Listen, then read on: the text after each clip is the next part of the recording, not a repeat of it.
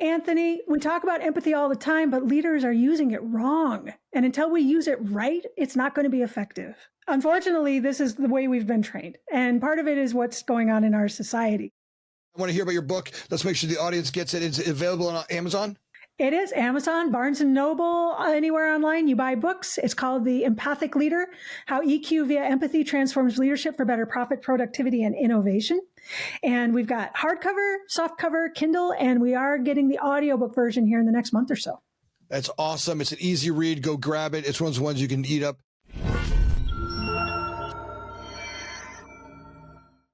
Welcome back to the podcast. Today we're going to be with Dr. Melissa, who's going to teach us about how to be an empathetic leader. Most of you don't understand that. It's not all about this. I get this feeling. I get to understand your feelings. You guys got empathy wrong. A lot of you guys are toxic leaders with the way you do empathy. Today we're going to unwind that conversation and help you become a much better leader and the way to react to your people and to interact with your people that doesn't really burn you out. And welcome, Melissa, to the show.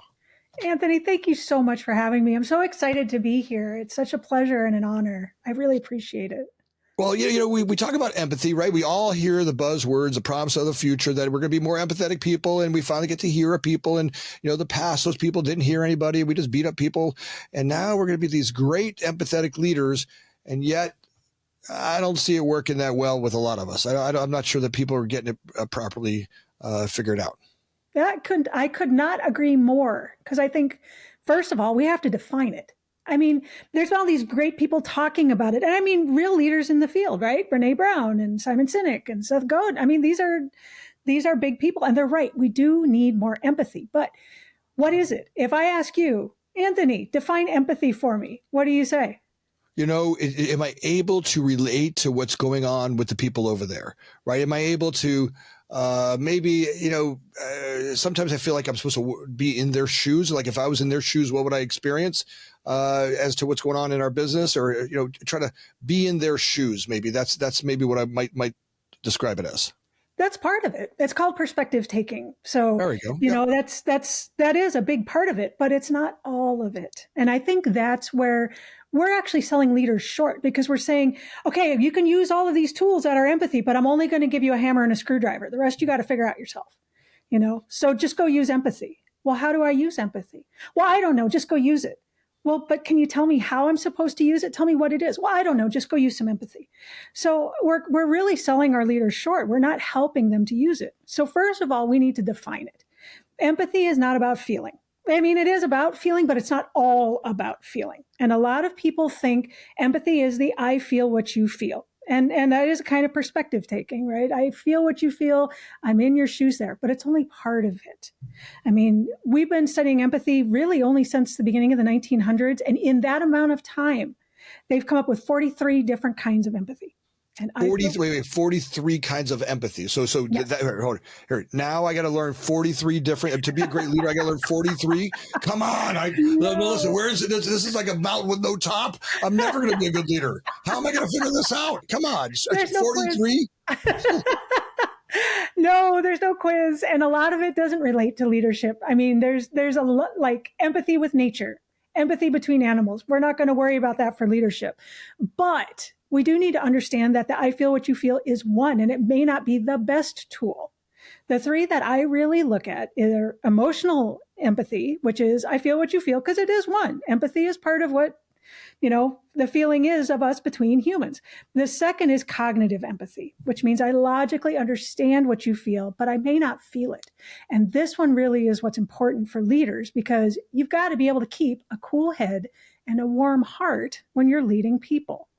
The third is self-empathy, because you've got to be able to have this understanding and connection with yourself.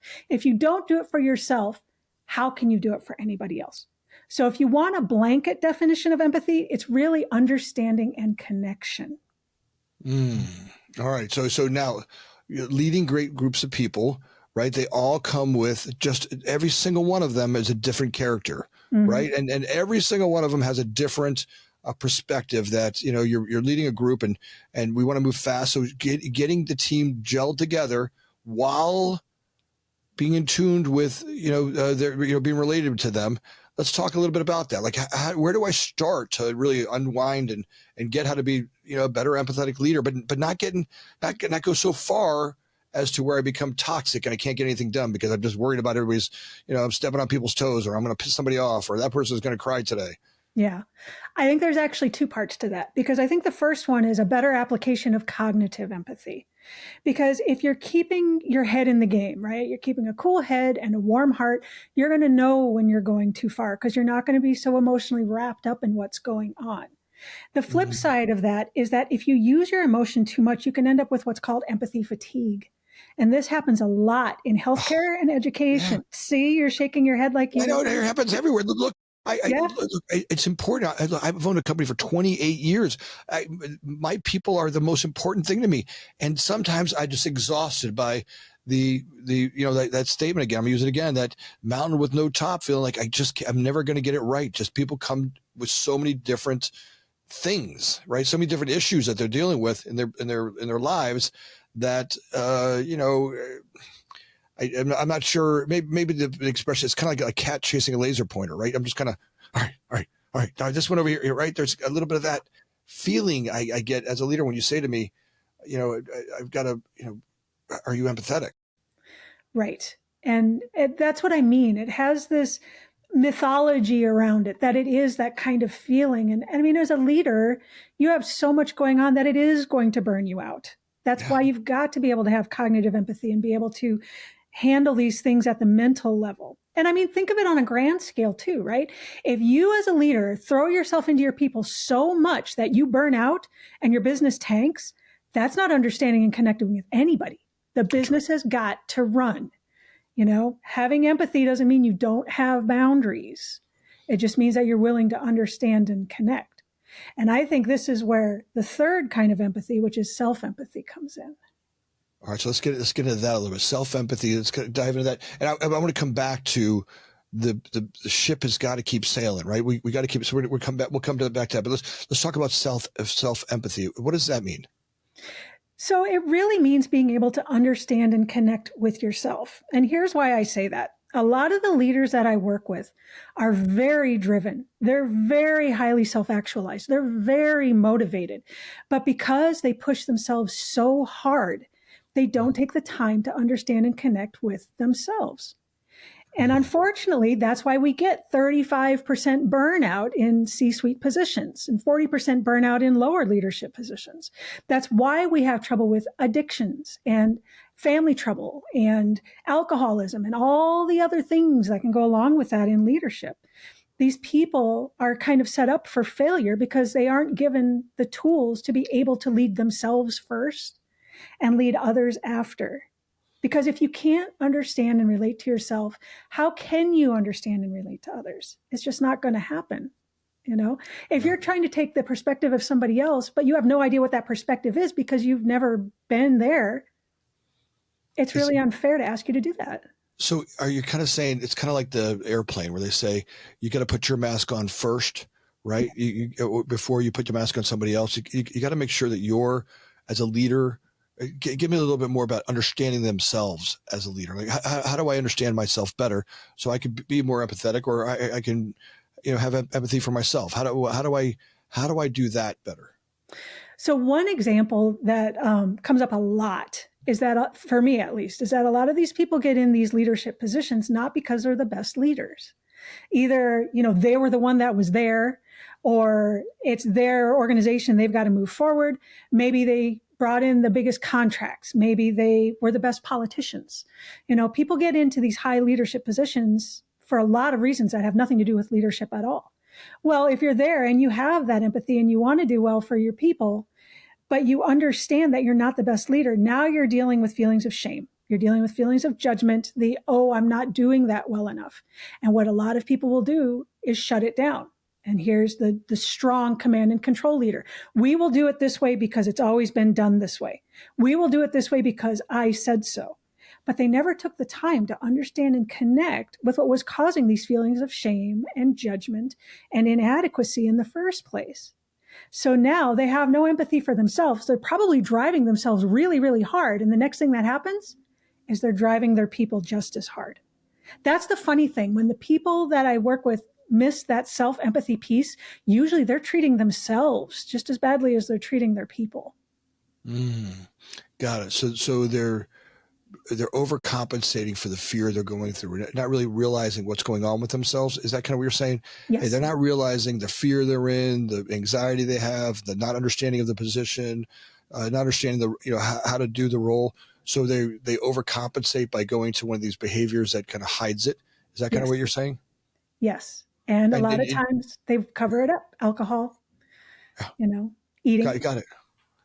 There's all kinds of behavior that I see that all the time, and not just in leadership, but in life, right? I mean, just the fear of life, the overwhelmingness of life. So you see these behaviors that kind of hide.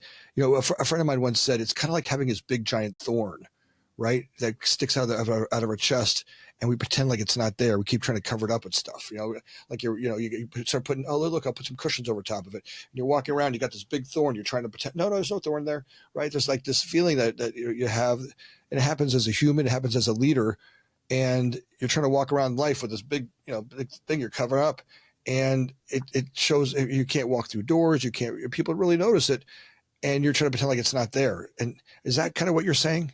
Yes. That's precisely what I'm saying. Yeah. Now, how do I get vulnerable, right, as a leader and take the cushions off and go, hey, I don't got this. And where does a leader start? Because if I'm vulnerable in front of my people, then they're not going to need me. Well, that's the trick, right? Because they are going to need you. They're going to need you more because now you've connected. You've created this understanding. And one of the beautiful things about empathy is when it's working well, it works in both directions. So if you're giving that empathy and understanding to your people, they're going to give it back. And there's really kind of starting with the self-empathy piece, there's 4 steps to kind of being able to start that self-empathy wheel turning so that you can get into that vulnerability state. So the first one, sorry about that. Go with it. So the first thing you need to really think about is self-observation. Now, if we relate this to basketball players or sports people, right? If you're out there and you're shooting hoops and you're shooting hoops and you're shooting hoops, your choice is either to just keep shooting or to take a step back and observe. How could I hit that better next time? Why did that go a little bit off to the side? What do I need to do to be more accurate about that? It's the difference between just going through the motions and actually taking a step outside yourself and observing what's happening. Once you hit that self-observation and you've got a handle on really what's happening, then you go to self-reflection, right? And this is where you're actually going, okay, now I'm reflecting on this. What did I bring into this game today that caused me to not play as well as I could have? What's going on within me? You're turning the lens inside. What's going on inside of me that made me less of the player that I wanted to be? From self-reflection, you go to self-awareness. Now you're turning the lens out. How are these things affecting the world around me? Yeah, I couldn't make the passes I wanted to make. I couldn't shoot the points I wanted to make. I couldn't perform the way I really wanted to. At that point, you've observed, you've reflected, you're aware. Now you can start to have self-empathy. I have all these other pieces in place. Now I can connect to the reason why I'm doing these things and start to understand myself so that I can give myself this connection and understanding. And now that I understand why I'm treating my people the way I am, because I'm probably treating myself the same way, now I can extend the connection and understanding to them. Interesting. Throughout my history of being a leader, I've definitely noticed, great successes, and sometimes at the cost of just a lot of relationships, right? A lot of that stuff where we've won the battle, but I've looked back over at the field and gone, man, there's a lot of dead bodies back there, right? And you can see that maybe when you're young and dumb, and maybe not even, it's just what you're trying to achieve, right? There's this kind of willful strength and just getting stuff done, and look, it's effective. It is effective. Now, I think what happens is as you evolve as a leader, you start to realize, all right, even though I was effective here financially, how do I be effective with humans, right? I feel like the next level of leadership really has us want to help humans be better humans. And maybe, then the question is, how do we do both, right? I mean, how do I take care of the company's bottom line, right? Because that's here. Without that, let's go back to that conversation. Without that, without the boat being here, none of us are floating, right? If this company's not here and successful and profitable, right? The company has to be it has to have to make a profit. It has to be that way. That thought of I can just take care of humans all day is silly. It's nonsensical. It's one of these fairyland type of behaviors that people don't understand. That you have to take care of the company has to be taken care of, Yes. and without that, there's nothing for anybody. There's nothing for any of us to lead. There's no people to lead. I've been there too, right? Where you get too empathetic and worry about things too much, and you forget the bottom line. Yes. Yes. And that, I mean, we were talking a little bit before, can you have too much empathy? And I think when you start talking about that kind of situation, yeah. But I don't necessarily think it's that you're having too much. I think it's an ineffective application because it's that feeling empathy again. I feel for my people. I want this organization to work, especially in the age of all this stuff that has no empathy, like AI, like big tech, like big data, there is no empathy there. So I'm keeping it for my people since these other things that we're working with don't have them. But the thing is as a leader, that's where you really need to start employing cognitive empathy. Yes, I want to think about my people first. Yes, I'm putting my people first, but I also have to prioritize this company because if this company goes under and everybody loses their job, then that is not being a good leader, which means I haven't understood and connected. And I haven't shown empathy for myself because I beat myself down into this hole until I lost my company. Yeah. So yeah. How do you make sure that your empathy doesn't, your kindness or your empathy doesn't, become toxic where really, you become ineffective, right? You can't get anything done. This is where you have to be critical, not caring. Now, what I mean by critical, that's not judgment. Judgment, you start pulling in shame, you start pulling in the emotions, you start getting all this destructive stuff. When you're critical, you're back again to that self-observation. You're looking at the data, you're crunching it like a computer, you're not adding a bunch of feelings to it, right?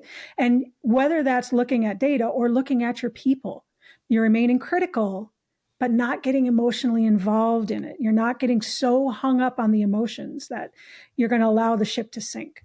I think the thing that people tend to get mixed up here too is, and I heard you use the word kind, but I think there's a difference between the nice and kind. When we're nice, it's about being comfortable and keeping things smooth and keeping things running between our people. It's a social construct.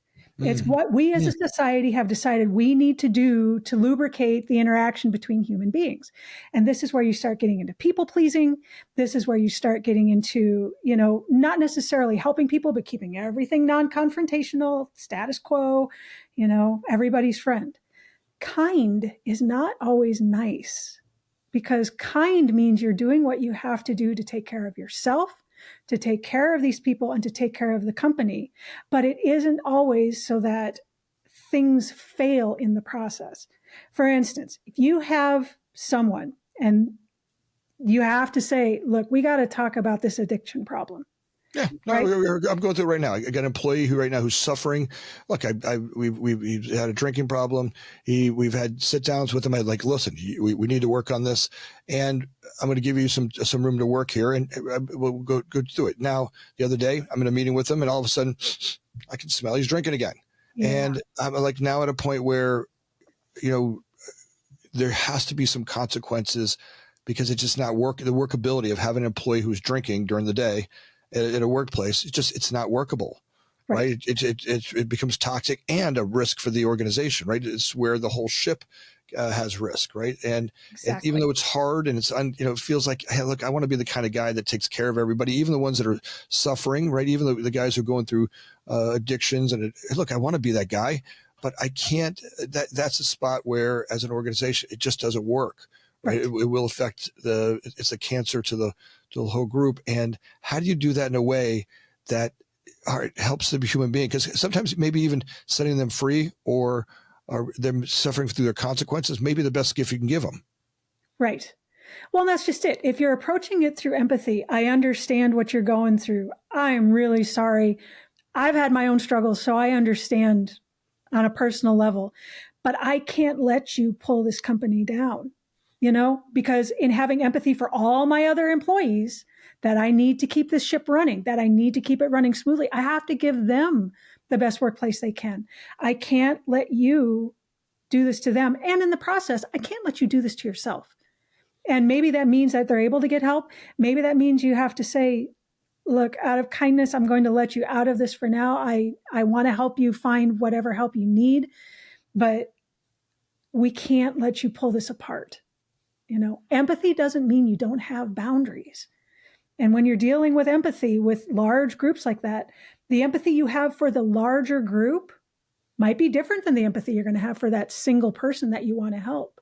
And as a leader, if you let your heart get so caught up in this one person that you let the other 99 sink, that's not empathy.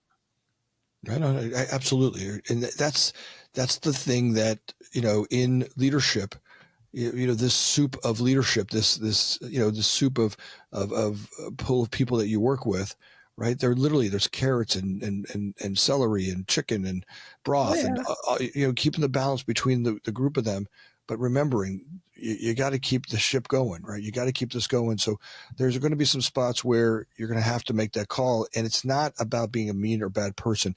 And that's unfortunately, there's a lot of that toxic empathy in the world. Like we have to somehow figure that out. Like somehow or another, you're supposed to have the magic wand to figure that out. And I think that's the hardest thing to be with sometimes.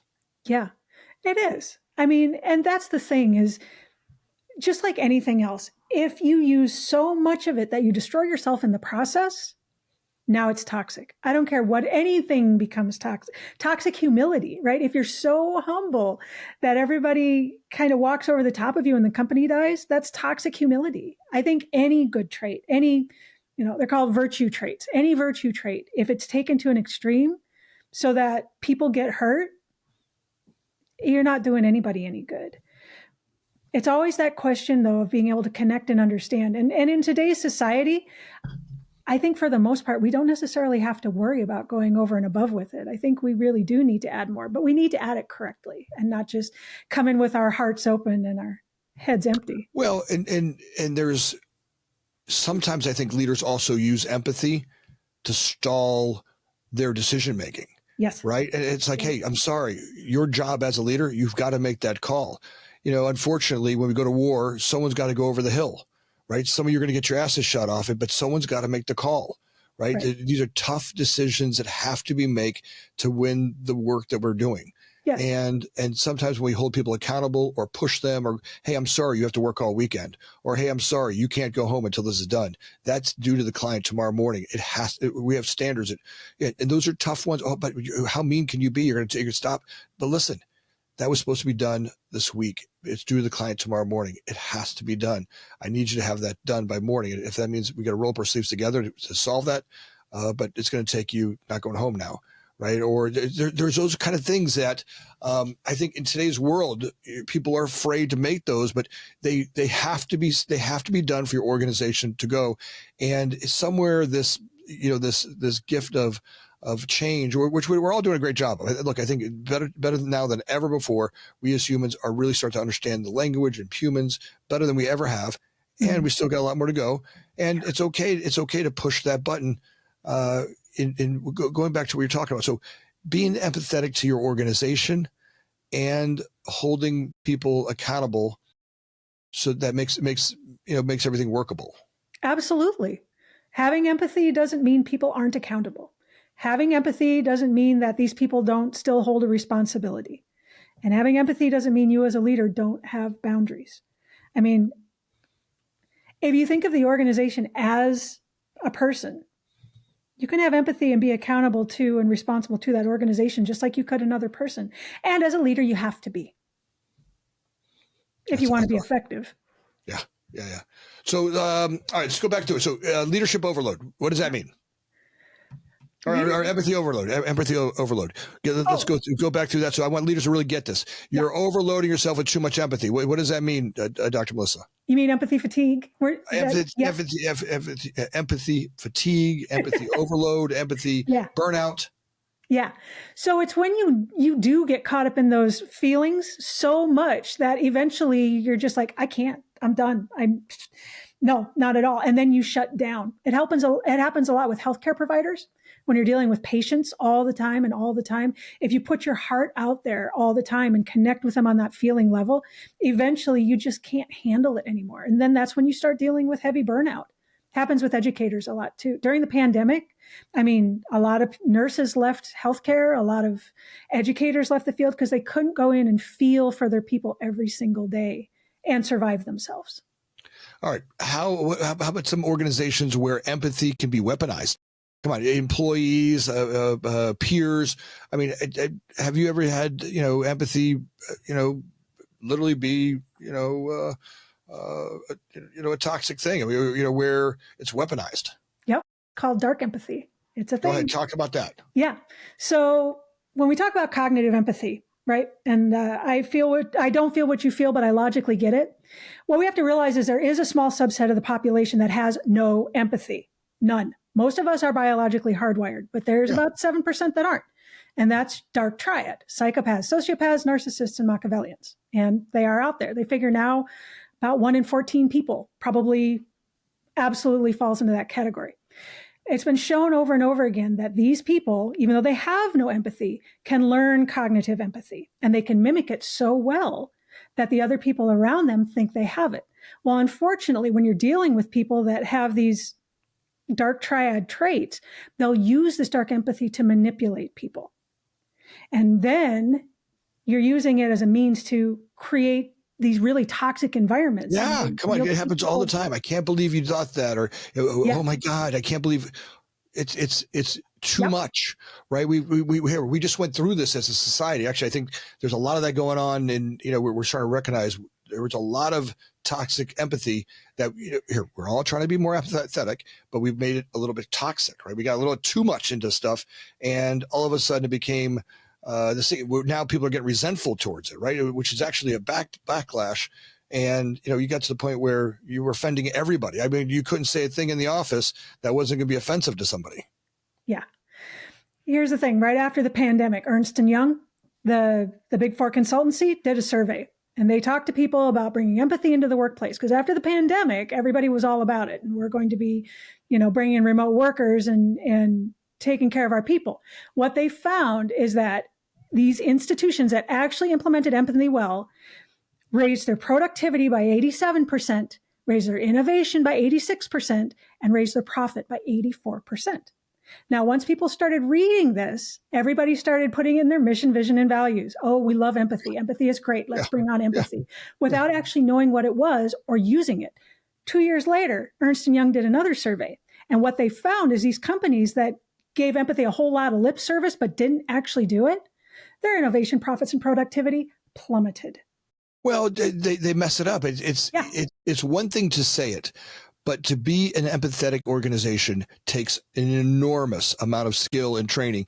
Unfortunately, not many people know how to train that properly. And by the way, I'm not sure anybody really has it down pat. I think it's kind of like we're in that realm of figuring it out, right? We're in this realm of trying to, it's like that idea, empathy, grow the idea, right? We're walking through broken glass to get there, right? So it's a lot of figuring it out to get to that idea. Like, look, of course, great leaders want to be more empathetic.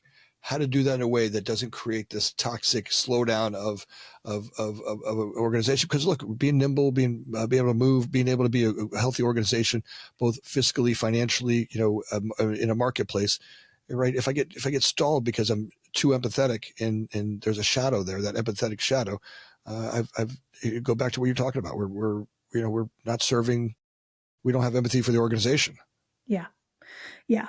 And I mean, I think anytime you're dealing with human behavior, to be able to say we've got it all figured out, it just isn't going to happen. I mean, humans are way too complex. What do you mean we don't have it all figured out? I think that would be delightful, but all right. Well, let's get into like maybe a couple topics here. So if we really look at I want to help give a datum, right? Let's give, a datum, something for a leader to go, all right, is there such a way of measuring when I'm getting too empathetic and I'm getting toxic? Where's that line? Is there something I can measure my thought against? All right.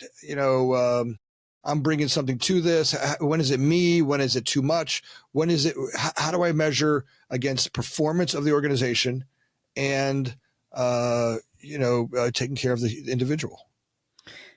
In my mind, you're always looking at that profit, productivity, and innovation. So there's your bottom lines. There's your benchmark. As a leader, if you see those numbers going crazily down, that's when you need to start stepping back and saying, what is it that I may be contributing to this, right? We're back to self-observation. Step outside and say, what is it that I may be adding to this? And this is where you're going to have to be open to what people have to say, right? Because the self-awareness piece is understanding how what I'm doing is affecting out here. So when you talk to people, are they willing to give you the honest truth? Are they willing to step in and say, yeah, maybe this isn't working so well? When you look at your employee engagement surveys, are they saying that they feel you're an effective leader? Or are they saying, we're doing okay, but perhaps we're spending too much time worrying about this group over here instead of running the company? Maybe instead of worrying about pizza parties because we think this is what our people want and this is showing compassion, that we need to concentrate on actually creating a positive work environment. Your people will tell you if you let them. And you look, I'm working with an organization now. They had a big stack of employee engagement surveys and they looked right at them and they said, yeah, our employees say that we're ineffective leaders. And then they put them to the side. Now that's the other side. That's not too much empathy. That's definitely not enough. But, people, if you want an honest truth, people will give it to you, but you have to be ready to receive it. That's awesome. All right. So I love where we're going with this. I want to be a more empathetic leader. I want to use empathy to a point where I'm successfully supporting human beings' growth. And I want to make sure that our company remains profitable and going down the path. If people want to come and get a coach like you to come work with them, Dr. Melissa, how do I get you in? Talk to me a little bit about that. How do I get a hold of you? What's the way for us to bring you into our organization and help us be a more empathetic group and use empathy the right way? Absolutely. So you can always catch me on my website, which is EQvia, and that's V as in Victor, IA, empathy. I have just a contact me kind of thing, because I do come in and I work with organizations. I do everything from half-day workshops to ongoing stuff where I work with several of their middle management and some of the upper management. What you can expect is just, it's almost like a therapy where you're learning how to apply this effectively. You're learning new skills because it is a skill and relearning how to apply it. But therapy, I don't want to go to therapy. I'm like, come on, doc. I don't want to go to therapy. I just want to go to work and go home. I got enough stuff. I don't want to go to therapy at work, doc. Give me some more on that. So give me a little bit more about how when you do coaching, how does this work, right? How do I look, do we meet once a week? Is it something that we do in a group setting? What's the structure? What's the ideas? What are the things that we do during this training? So one of the upper level leaders I'm working with now, we work together for about an hour once a week. And what we do, he has to do the outside observation. He has to say, I think this could have been different. I think this could have changed the way this meeting interacted. I think I let this person trigger me and we need to be able to go over this deeper. Now, understand that before we got to this point, I did come in and work with him for a couple days. I talked to the people around him. I talked to his family. I talked to his closest colleagues so that I could get an outside view of what you get this idea of what's happening in your head and what's actually happening might be two different things, so that I actually had a full 360 view of this person and said, okay, we need to look at this. We need to work on your communication. We need to take a closer look at how you're interacting with the people closest to you. We need to look at the things that you're doing that make people think you're kind of an ogre when you're not. And now we take about an hour once a week. I go in, we talk, we discuss these different things. If he wants to go for more than that, we can. But if not, I want that touch base once a week, because the thing is, because it's skill-based, just like basketball, practice is key. And the only way to practice is to do it over and over and over and over, right? It's practice. It's not a performance. That's awesome. So if empathy is both a superpower and a potential blind spot, what do you want all the leaders that are listening today? What would you like them to adopt tomorrow to harness empathy? What would you want us to harness today? Start with the self-empathy. Seriously. Nice. If we just all were better understanding and connecting with ourselves, Not that everything else would take care of itself, but it would be a doggone good start.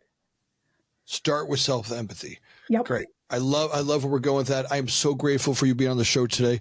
Thanks for bringing your ideas. And look, by the way, every time you have a new book, anytime you have a new one, I'd love to have you back on the show. It's wonderful having you here and really poking at. I love that we challenge what it means to be a great leader and how to use empathy properly. Thank you. Thanks for being on today. Thank you for having me. This was such a pleasure, and you're such an awesome host. Just thank you for being who you are and helping get these ideas out to the world. I'm grateful for you. Thanks for being here.